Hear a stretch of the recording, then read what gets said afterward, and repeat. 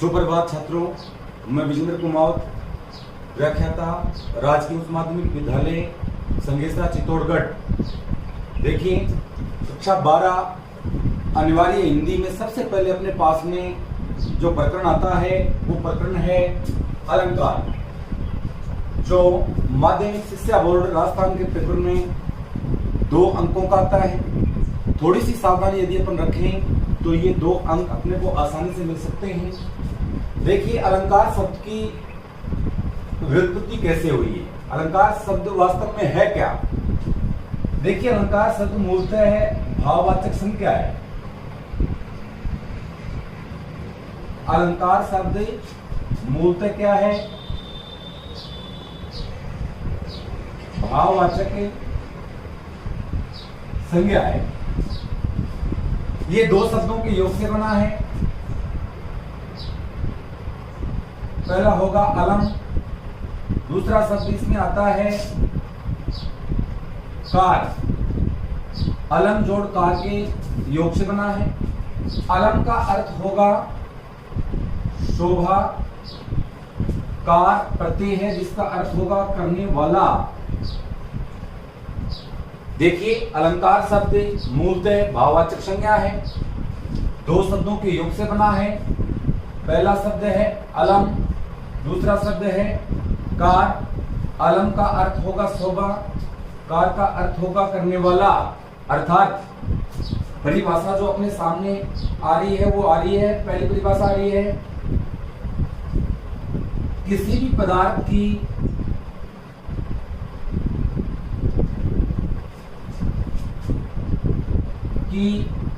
शोभा में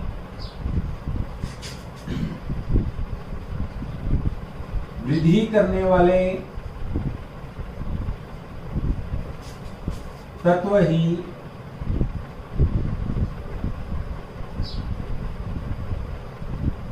अलंकार माने जाते हैं। अलंकार की परिभाषा में सर्वप्रथम अपने पास में परिभाषा आ रही है, किसी भी पदार्थ की शोभा में वृद्धि करने वाले तत्व ही अलंकार माने जाते हैं। अर्थात अलंकार क्या है, अलंकार काव्य की शोभा में वृद्धि कर देते हैं।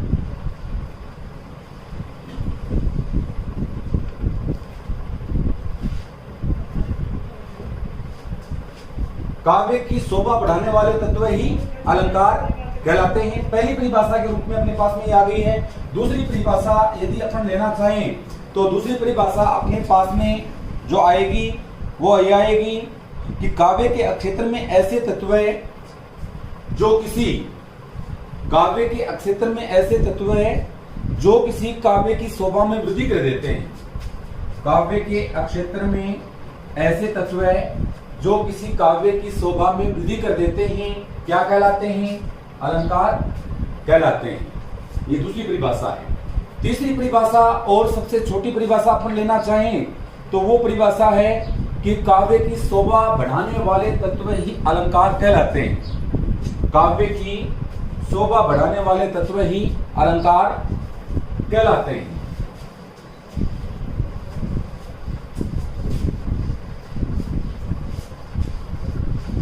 सबसे छोटी जो परिभाषा अपने पास में आ रही है अलंकारों की वो आ रही है,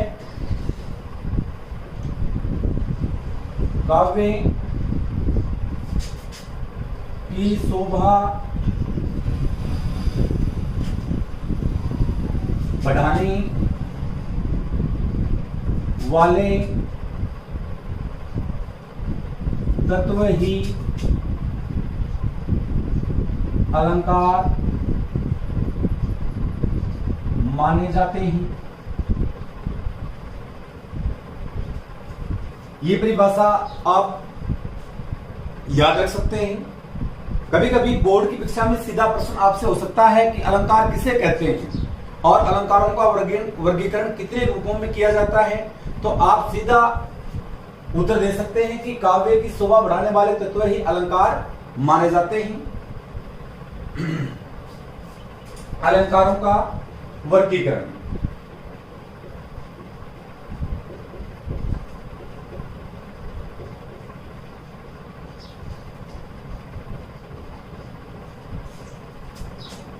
देखिए, अलंकारों का वर्गीकरण 3 रूपों में किया जाता है।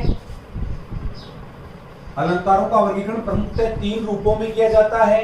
पहला जो वर्गीकरण अपने पास में आता है शब्दालंकार, दूसरा वर्गीकरण अपने पास में आता है अर्थालंकार, तीसरा वर्गीकरण अपने पास में आता है उभयालंकार। पहला शब्दालंकार, दूसरा अर्थालंकार, तीसरा उभयालंकार। अब देखिए इन तीनों में क्या अंतर है। सबसे पहले लेते हैं शब्दालंकार, कि जब अर्थ का सौंदर्य, शब्द का सौंदर्य, काव्य का सौंदर्य शब्द में निहित हो, यानी किसी शब्द विशेष के प्रयोग के कारण अलंकार की प्राप्ति होती है, तो वहां शब्दालंकार माना जाता है।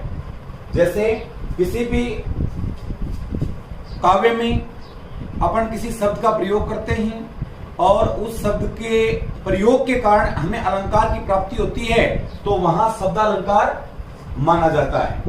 शब्दालंकार के जो उदाहरण अपने पास में आते हैं, जैसे अनुप्रास है, यमक है, सलेस, ये शब्दालंकार के उदाहरण माने जाते हैं। और शब्द विशेष के कारण यहां अलंकार की प्राप्ति होती है, और उस शब्द को यदि अपन हटा दें तो वहां अलंकार की प्राप्ति नहीं होती है, अलंकार का सौंदर्य नष्ट हो जाता है। दूसरे रूप में प्राप्त होता है अर्थालंकार। अर्थालंकार किसे कहते हैं? यानी अलंकार का सौंदर्य शब्द में निहित नहीं होकर उसके अर्थ में निहित हो, यानी उस शब्द को हटा देने के बाद भी अलंकार निहित रहता है, अलंकार का चमत्कार निहित रहता है, यानी उसका पर्यायवाची रख देते हैं, और पर्यायवाची रख देने के बाद भी अलंकार का सौंदर्य बना रहता है, तो वहां अर्थ अलंकार होता है। जैसे रूपमा, रूपक, उत्प्रेक्षा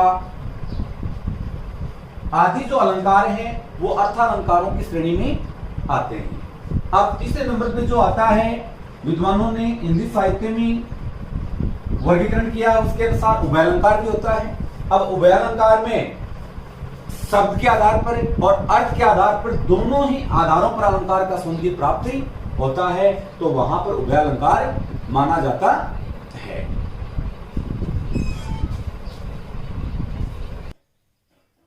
देखिए, अपन यहां परिभाषा सहित इन शब्दालंकार, अर्थालंकार और उभयालंकार को समझते हैं।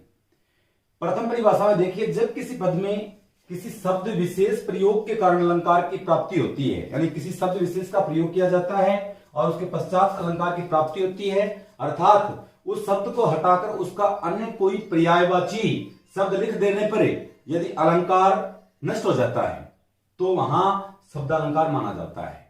यानी शब्द है और शब्द के कारण ही अलंकार की प्राप्ति हो रही है, शब्द से संबंधित दूसरा पर्यायवाची यदि लिख देते हैं तो वहां अलंकार का सौंदर्य नष्ट हो जाएगा। जैसे रहीमन पानी राखिए, बिन पानी सब सून, पानी गए न उबरे, मोती मानुष चून। अब ये पानी शब्द है, यहां पर इसी पानी शब्द में अलंकार का सौंदर्य निहित है, और इस पानी शब्द को हटाकर यहां जल शब्द रख देंगे तो अलंकार का सौंदर्य नष्ट हो जाएगा। ये आगे अपन पढ़ेंगे, जब भी अपन श्लेष पढ़ेंगे, यमक पढ़ेंगे, अनुप्रास पढ़ेंगे, तो ये सारी चीजें साफ हो जाएंगी।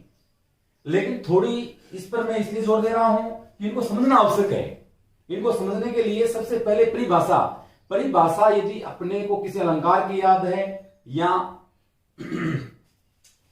शब्दालंकार की परिभाषा याद है, तो वो स्थितियां क्लियर होती है अपने सामने। तो यहां पर स्थिति याद है, जब किसी पद में किसी शब्द विशेष के प्रयोग के कारण अलंकार की प्राप्ति होती है, अर्थात उस शब्द को हटाकर उसका अन्य कोई पर्यायवाची रख देने पर यदि अलंकार नष्ट हो जाता है, तो वहां शब्दालंकार माना जाता है। शब्दालंकार में देखिए, अनुप्रास है, यमक है, सलेस है, आदि अलंकार इसी श्रेणी में शामिल किए जाते हैं। उसके पश्चात देखिए, यहां पर 2 नंबर पर अपने पास में जो परिभाषा आ रही है वो किसकी है? वो अर्थालंकार। दो शब्दों के योग से बना है, ये दो शब्दों के योग से बना है, शब्द जोड़ अलंकार।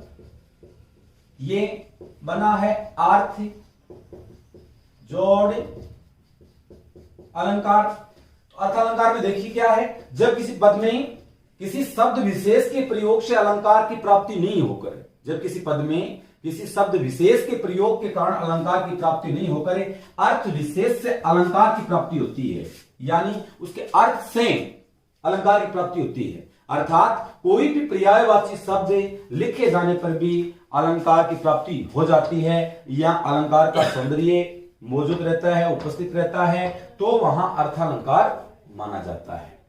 उपमा, रूपक, उत्प्रेक्षा, वैसे उत्प्रेक्षा है, इसको उभयलंकार में माना जाता है, तो आदि अलंकार हैं वो इसी श्रेणी में शामिल किए जाते हैं। अब देखिए तीसरे रूप में अपने सामने जो वर्गीकरण आता है, ये सारा जो वर्गीकरण किया है ये आचार्य विश्वनाथ ने, सर्वप्रथम आचार्य विश्वनाथ ने अलंकारों को 3 रूपों में वर्गीकरण किया है। इनकी पुस्तक आई थी साहित्य दर्पण।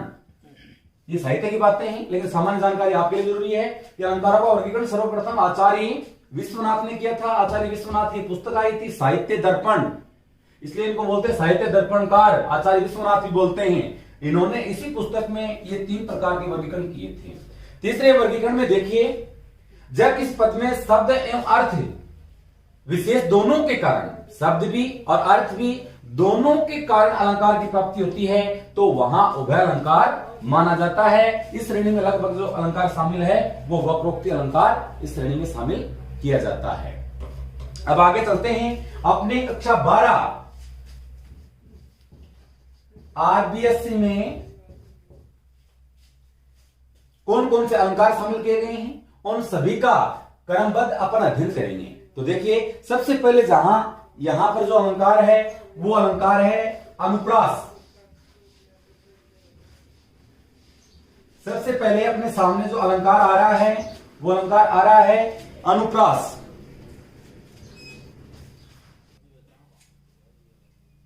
देखिए अलंकार की परिभाषा के रूप में अपने पास में सबसे पहले जो अलंकार आता है वो आता है अनुप्रास।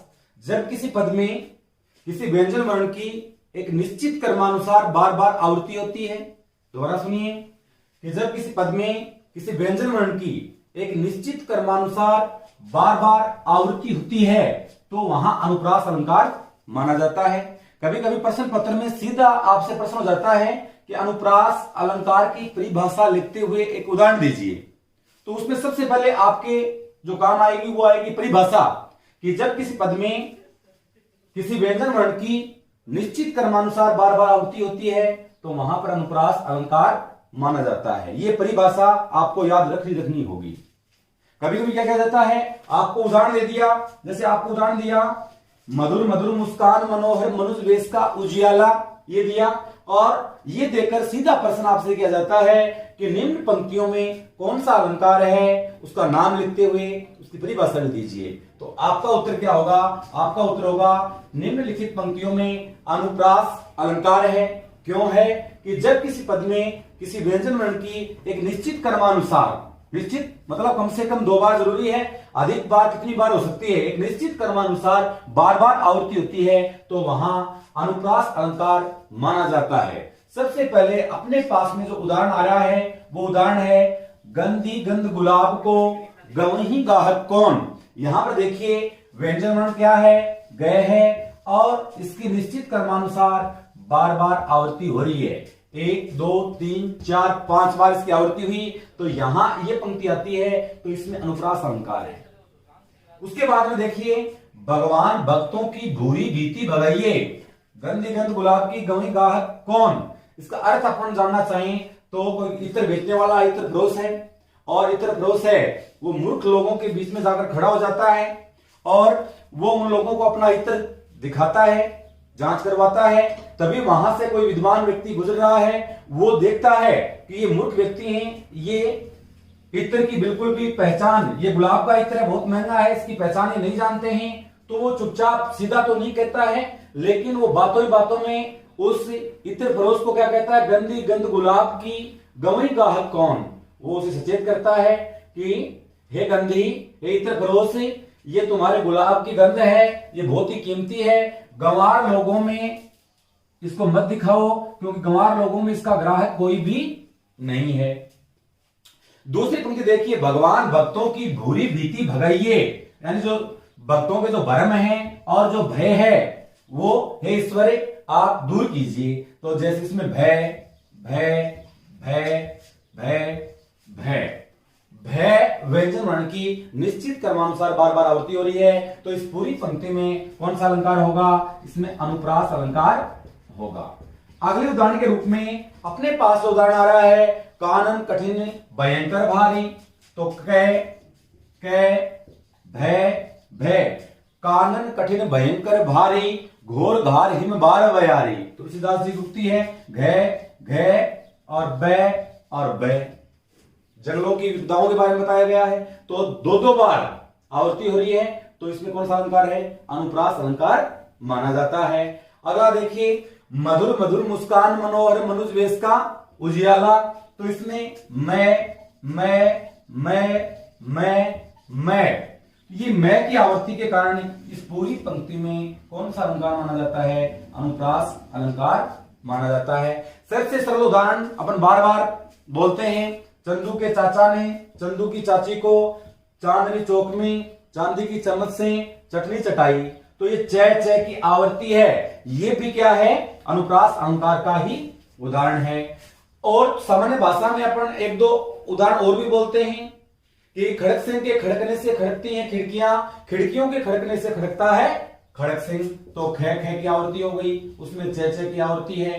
तो ये अपने परिभाषा क्या है? जब किसी पद में किसी व्यंजन वर्ण की निश्चित क्रमानुसार बार बार आवृत्ति होती है, तो वहां अनुप्रास अलंकार माना जाता है। परिभाषा याद है, दो उदाहरण याद हैं, तो परीक्षा में हम कहीं भी चूक नहीं करेंगे और निश्चित रूप से ये 2 अंक अपन लेकर रहेंगे। अनुप्रास के बाद में अपने पास में जो अलंकार आता है वो आता है यमक। यमक का अर्थ है जोड़ा। इसकी परिभाषा में अपन जाते हैं, तो देखिए, जब किसी पद में एक ही प्रकार के शब्द का एक से अधिक बार प्रयोग कर दिया जाता है एवं उसके अलग अलग अर्थ ग्रहण किए जाते हैं, शब्द एक अर्थ अनेक, शब्द एक होगा और उसके अर्थ अनेक होंगे। जब किसी पद में एक ही प्रकार के शब्द का एक से अधिक बार प्रयोग कर दिया जाता है एवं उसके अलग अलग अर्थ प्रकट होते हैं, तो वहां यमक अलंकार माना जाता है। शब्द एक आएगा और उस एक शब्द को एक से अधिक जगह प्रयोग कर दिया जाएगा, लेकिन उसके अर्थ अलग अलग होंगे, तो वहां यमक अलंकार माना जाता है। जैसे देखिए, दोबारा एक बार पुनः सुनिए, जब किसी पद में एक ही प्रकार के शब्द का एक से अधिक बार प्रयोग कर दिया जाता है एवं उसके अलग अलग अर्थ प्रकट होते हैं, तो वहां यमक अलंकार माना जाता है। सर्वप्रथम अपने सामने जो उदाहरण आता है वो आता है, कबीरा सोई पीर है, कबीरा सोई पीर है, जे जाने ही पर पीर, कबीरा सोई पीर है, जे जाने ही पर पीर, जे पर पीर न जाने ही वे काफिर बेपीर, जे पर पीर न जाने ही वे काफिर बेपीर। देखिए, यहां पर पीर शब्द बार बार आ रहा है, पीर, यहां पर शब्द आया पीर, यहां पर शब्द आया पीर, यहां पर शब्द आया पीर। अब देखिए, इस पीर शब्द का प्रयोग एक से अधिक बार हुआ है। परिभाषा में आया था कि जब किसी पद में एक ही प्रकार के शब्द का एक से अधिक बार प्रयोग, तो देखिए, सर्वप्रथम पहचान के लिए एक से अधिक बार प्रयोग है एक ही शब्द का। अब इसके अर्थ देखिए, कबीर जी क्या कह रहे हैं? कबीर जी कह रहे हैं कि वही सच्चा संत है। पीर का अर्थ क्या होगा? संत। धर्मगुरु या ओलिया भी होता पीर, कबीर सोई पीर है। कबीर कह रहे हैं कि वही सच्चा संत है, जे जाने ही पर पीर, जो दूसरों की पीर का अर्थ यहां का क्या हो गया? पीड़ा, जो दूसरों की पीड़ा को जानते हैं। कबीरा सोई पीर है, जे जाने ही पर पीर, जे पर पीर न जाने ही, जो दूसरों की पीड़ा को नहीं जानते हैं, वे काफिर बेपीर, वो निर्दयी हैं। वो क्या हैं? निर्दयी हैं, दया से रहित हैं। उर्दू उत्तर लगा हुआ निर्दयी शब्द, बेपीर, बिना दया के।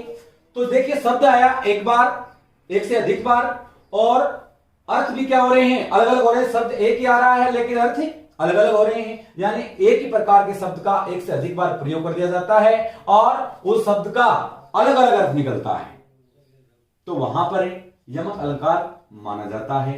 दूसरा उदाहरण अपने पास में देखिए, कनक, बड़ा प्रसिद्ध उदाहरण है, कनक कनकते सोगुना मादकता अधिकार की। अब कनक शब्द अपने पास में एक बार ये आया, दूसरी बार ये आया।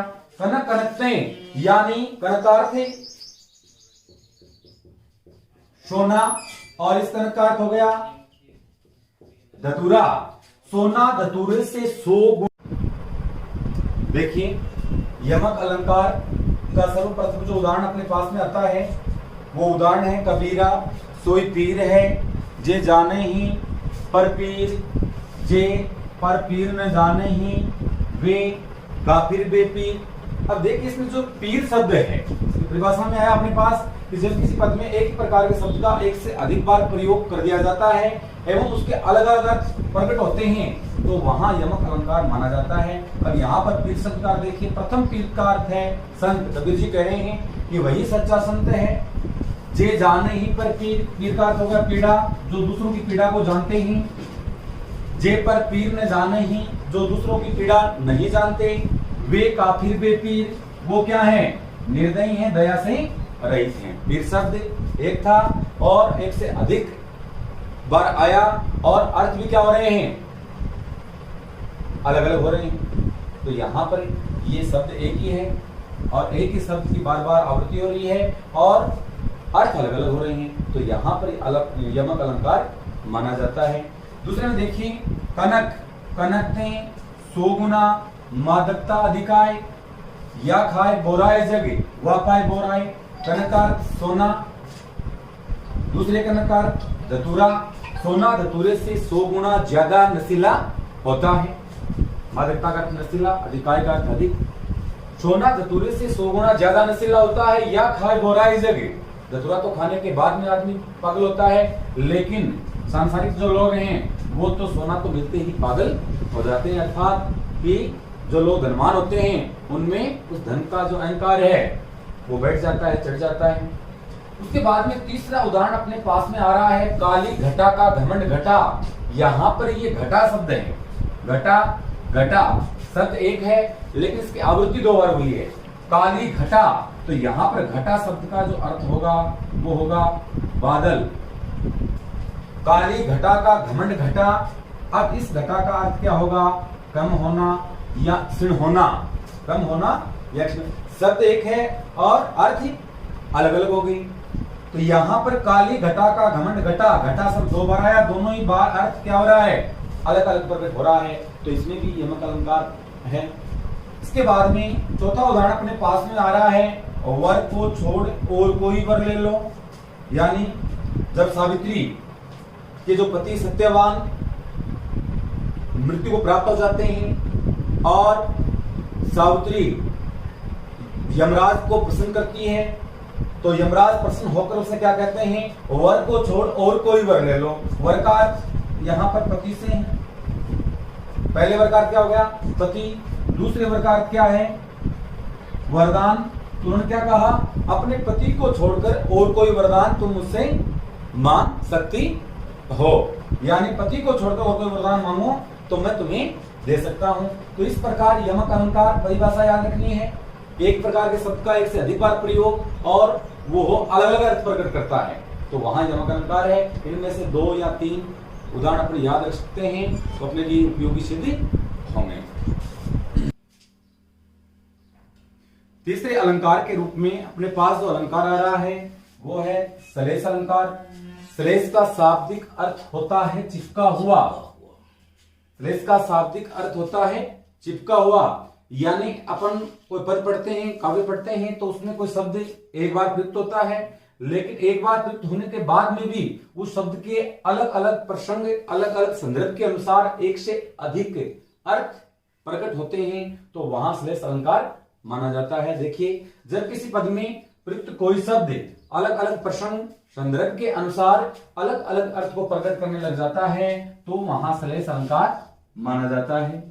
सर्वप्रथम अपने पास में उदाहरण आ रहा है, रहीमन पानी राखे बिन पानी सब सुन, पानी गए न उबरे मोती मानस चून।